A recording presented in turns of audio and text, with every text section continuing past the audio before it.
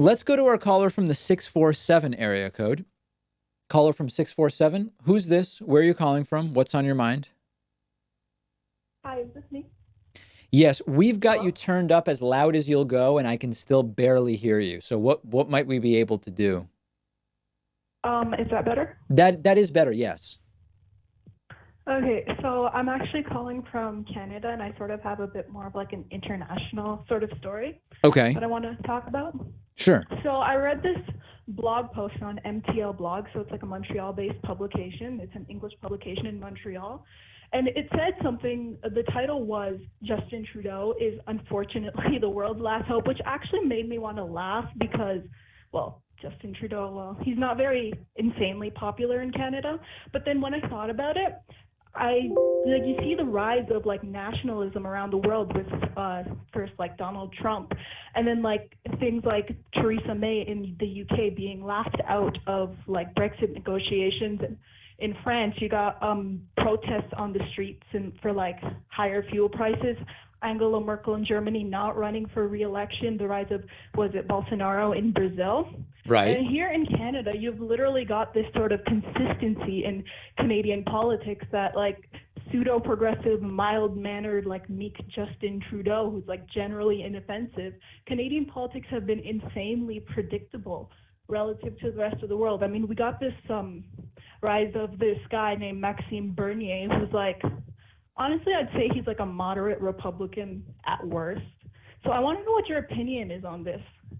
On what exactly?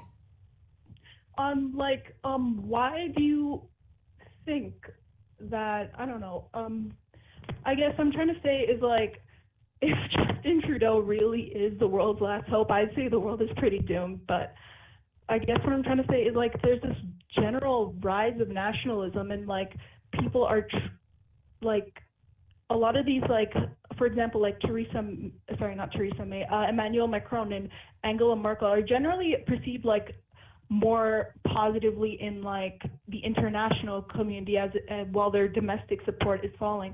And I think that's very interesting because it shows something about like Donald Trump as well. Like I Hmm. find it weird that his approval rating sits at around like 38, 39%, I believe. Like that's what I saw most recently. And like, I don't know, I find that very interesting. Okay, did you have any questions for me today? Yeah, I want to know what your opinion is on how exactly the world is going to pull back from something like this. Like, I know it's a very like vague sort of question, but Pull back from what, though? this rise of like right-wing nationalism. Oh, yes. Well, that we've been talking about that extensively. I'm not. I didn't necessarily see exactly how that was the sort of question or focus there of the lead up, but there needs to be a drastic change. A lot of it does have to do with the U.S. I mean, for better or worse, the U.S. is a taste maker when it comes to a lot of the West. And when you've got the president of the United States signaling white nationalists and white supremacists and anti-Semites and the anti-immigration crowd, the xenophobes, that he's their guy and he's going to do what they want, that is only going to foment those parties from gaining more power in Poland and Hungary and so many other places. So that's a problem we've got to deal with. Thank you so much for the call. Really appreciate it. Today's program brought to you in part by Blinkist.com/Pakman. Blinkist is a great service that I use all the time. What they do is they take thousands of the most popular nonfiction books, including the newest bestsellers.